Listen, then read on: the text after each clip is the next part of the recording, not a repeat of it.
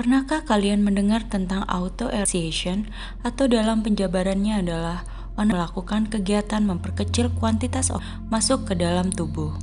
Beberapa nama lain yaitu asphyxiofilia, hiposikfilia, atau permainan kontrol nafas adalah pembatasan oksigen yang disengaja masuk ke otak untuk tujuan gairah. Ketika permainan ini dilakukan, besar kemungkinan seseorang terserang afiksia yang dapat menyebabkan kematian karena kurangnya atau terhambatnya oksigen masuk ke dalam tubuh. Kebanyakan seseorang mencekik atau menyuruh pasangannya untuk mendiran darah ke otak berkurang hingga memicu pelepasan hormon endorfin atau hormon yang menyebabkan perasaan senang. Dengan demikian, organ lebih hebat. Biasanya beberapa pengembangan metode ini sudah mempelajari metode penyelamatan darurat untuk mengurangi resiko kematian. Namun saat melakukan sesuatu yang berbahaya, terkadang manusia pun tidak dapat mengkontrol semuanya. Sebenarnya seperti ini telah didokumentasikan sejak awal abad ke-17. Pertama kali digunakan sebagai pengobatan untuk disfungsi erektil. Awalnya para pengamat mendapatkan ide ini dari mengamati seseorang yang mendapatkan hukuman gantung. Terlihat seseorang yang sedang digantung bisa setelah kematian pun bisa terlihat seseorang masih bisa kadang-kadang ejakulasi saat digantung. Dengan kata lain, ketika otak syaraf kita dalam kondisi tegang, terkadang tubuh bisa bereaksi ataupun bisa Masih banyak perdebatan apakah kematian saat seperti ini termasuk dalam pembunuhan. Namun kebanyakan ketika kasus kematian dengan ciri-ciri autoasphyxiation ini terjadi dan bukti memperlihatkan adanya pasangan, maka pasangan tidak bisa langsung dikategorikan sebagai tersangka. Berikut adalah 9 kasus pembunuhan yang cukup banyak dibicarakan media yang dilaporkan atau diklasifikasikan sebagai akibat dari autoasphyxiation.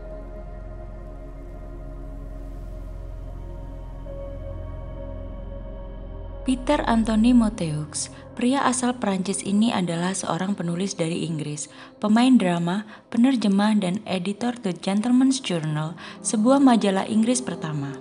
Peter adalah penulis di majalah itu dari tahun 1692 sampai 1694. Peter termasuk orang yang berpengaruh di dunia media massa, tercatat dari panjangnya sepak terjangnya di dunia jurnalistik.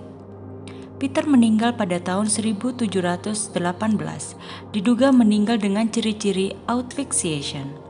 Menurut catatan kepolisian, kasus Peter Anthony Motteux ini adalah kemungkinan kasus pertama karena autoasphyxiation. Oleh karena itu, detail penyebab kematian masih sangat kurang.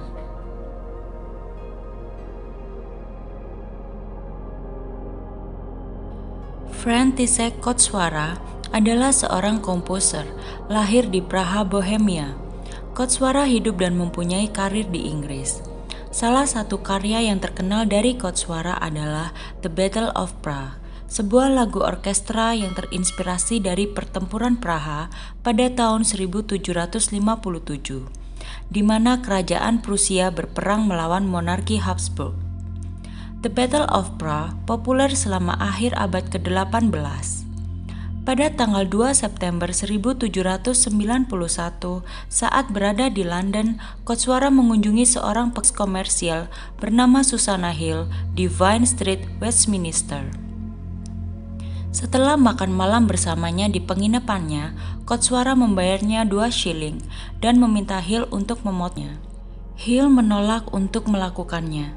Namun Koswara kemudian mengikat tali pengikat di sekitar kenop pintu, lalu dirinya dan melanjutkan hubungan Hill. Setelah selesai, Hill menyadari bahwa Koswara telah meninggal. Susanna Hill didakwa dengan pembunuhan Koswara dan diadili pada 16 September di Old Bailey. Namun Hill dibebaskan oleh juri setelah mendengar kesaksian dari Hill.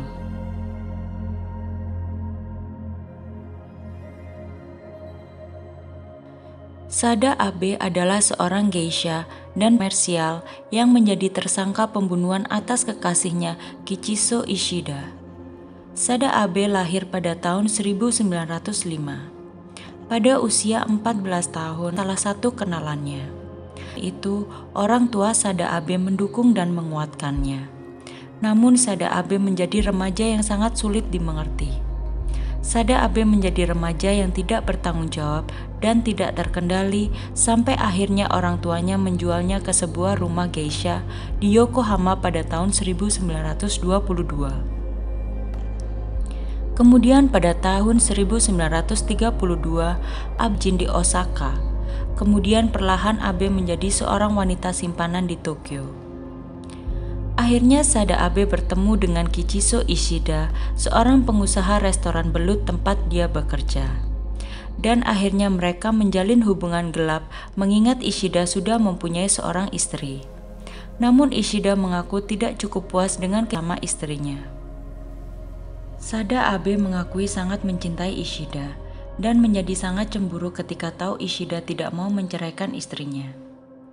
Namun Sada Abe tetap menjalankan perannya sebagai wanita simpanan dengan baik. Ia terus bertemu dengan Ishida sampai rencananya untuk menguasai Ishida berhasil.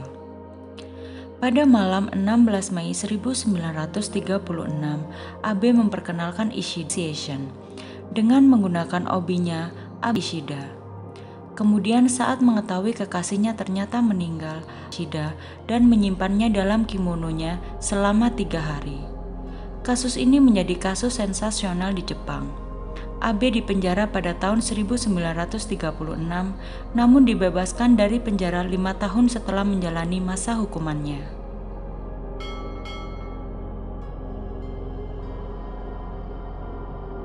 Thomas Albert Egg Van Dekker dikenal sebagai aktor dan juga politisi di Amerika Serikat.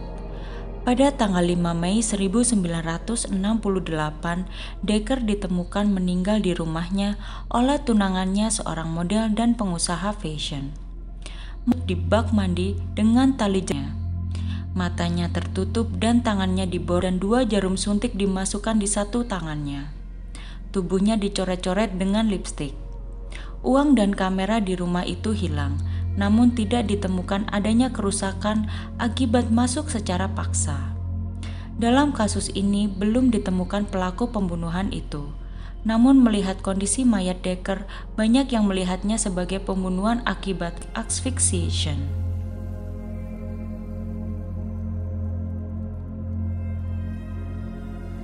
Vaughn Booth adalah seorang kartunis underground dikenal atas karya seninya yang menggambarkan wanita yang menggairahkan.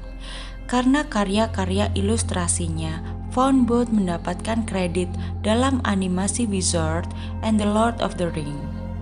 Vaughn Booth memiliki banyak pengikut dari kalangan seniman grafiti. Vaughn Booth juga dilantik dalam Will Eisner Award Hall of Fame sebagai seniman komik pada tahun 2006. Dalam kehidupan pribadinya, Booth merupakan seniman yang tidak malu mencoba hal baru. Dia seksualitasnya sebagai manusia trans omnis. Kematian Booth diketahui dan dipublikasikan karena sesak nafas melihat gaya hidup Booth dan bukti-bukti yang ditemukan di tempat kejadian.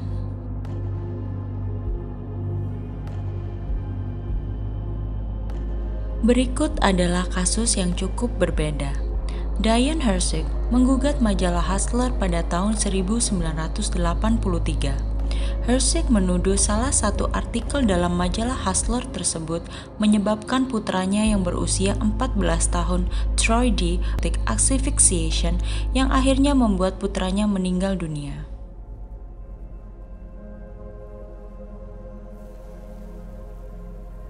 Stephen David Wyatt Milligan adalah seorang politikus dan jurnalis konservatif Inggris. Dia memegang sejumlah jabatan jurnalistik senior hingga terpilih menjadi anggota parlemen untuk Eastleigh pada tahun 1992. Milligan adalah sekretaris swasta parlemen untuk Jonathan Aitken, Menteri Negara Pertahanan yang digadang-gadang menjadi bintang baru Partai Konservatif. Milligan ditemukan tewas di rumahnya oleh sekretarisnya pada tanggal 7 Februari 1994. Mayat Milligan ditemukan, namun ia hanya menggunakan sepasang stocking dan suspender dengan flex listrik dan ditemukan sebuah jeruk di dalam mulutnya. Koroner menyimpulkan bahwa Milligan meninggal pada dini hari tanggal 7 Februari. Menurut laporan patologi, kematian Milligan disebabkan oleh sesamukan adanya penggunaan narkoba dan alkohol di dalam darahnya.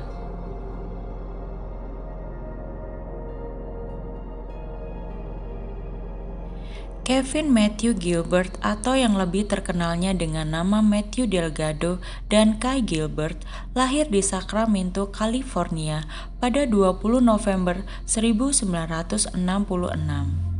Gilbert adalah seorang penyanyi, penulis lagu, komposer, produser, dan kolaborator. Karya Gilbert yang terkenal adalah Progressive Rock Project, Tom Martin, dan kontribusinya dalam Tuesday Night Music Club, dan debut album dari Sheryl Crow. Gilbert ditemukan meninggal dunia asphyxiation.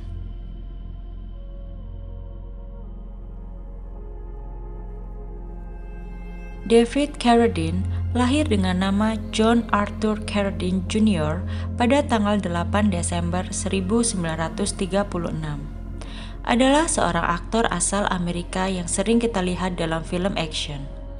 Nama Carradine melambung saat dia memerankan Kwai Chang Caine, seorang biarawan Shaolin yang cinta damai yang melakukan perjalanan di Amerika Old West dalam serial TV 70-an yang berjudul Kung Fu. Ia juga merupakan pemeran utama dari film berjudul Kill Bill. Dia juga muncul dalam 2 film Martin Scorsese Boxcar, Bertha dan Mean Street. Carradine meninggal pada tanggal 3 Juni 2009 pada usia 72 tahun. Carradine ditemukan tewas di kamarnya di Swiss Hotel Neylert Park Hotel di Wireless Road dekat Sukhumvit Road di pusat Bangkok, Thailand. Carradine berada di Bangkok untuk syuting film terbarunya berjudul Stretch, seorang pejabat Polri. Hal ini menunjukkan bahwa kematiannya tidak disengaja, asphyxiation. 2 otopsi dilakukan. 1 melibatkan ahli patologi selebriti Porntip Rohana Sunan, dan keduanya menyimpulkan bahwa kematian Carradine bukan akibat namun asphyxiation. Segera setelah kematiannya, mantan istri Carradine, Gail Jensen, dan Marina Anderson menyatakan secara terbuka bahwa minat sering melibatkan hal yang berbahaya.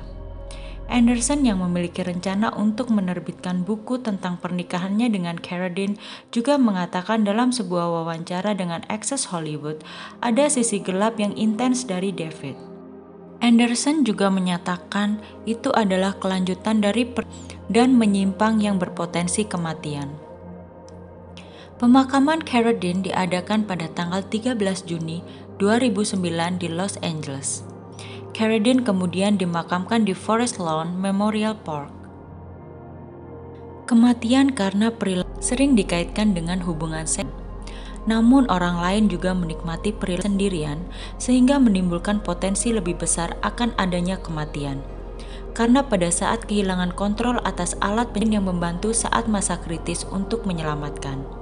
Dalam beberapa kasus kematian, tubuh individu dalam kondisi bukti mengalami organ di lokasi kematian yang tidak disengaja sering menunjukkan bukti aktivitas parafilik lainnya seperti cross-dressing, fetistik, dan masokis. Sebagian besar kematian asfiksia erotis diketahui adalah laki-laki. Di antara semua kasus yang diketahui di Ontario dan Alberta dari tahun 1974 hingga 1987, hanya 1 dari 117 kasus adalah perempuan. Sampai di sini dulu cerita kita kali ini. Sampai jumpa di cerita selanjutnya. Stay tune.